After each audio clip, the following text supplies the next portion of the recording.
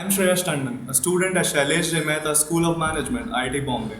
I come from the city of Kanpur where I did my schooling and made the first big decision of my life, not pursuing an engineering degree and going for pure sciences instead. This landed me at Indian Institute of Science Education and Research, Pune.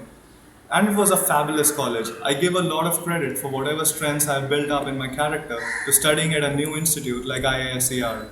I must mention Dr. Pawan Kumaria, who was my guide and mentor for 3 years and was an exemplary personality. His rock solid temperament taught me a great deal in handling pressure situations and problems. I also received a publication in the Journal of Nanophotonics, an internationally peer reviewed journal by SPIE under his guidance, and it is one of the biggest accomplishments of my life. Apart from academics, I was doing a lot at IASER. I made the first basketball team of the college and led it for 3 years. I was a part of Institute's music club, did stints at an NGO called Dostup School, organized events in the cultural festival, and so on.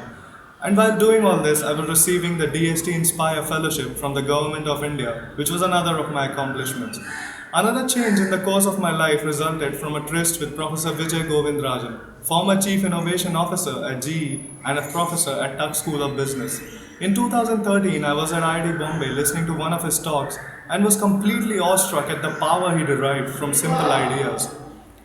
This was also the time when I was quite interested in probability theories and application of game theory models in economics. So in essence, I had taken the first step to the B school journey after my graduation.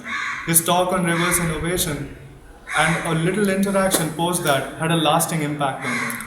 But explaining the shift from science to management was quite hard to the most people I knew, and later to the interviewers at the B school selection processes. But it was all very natural and necessary to me.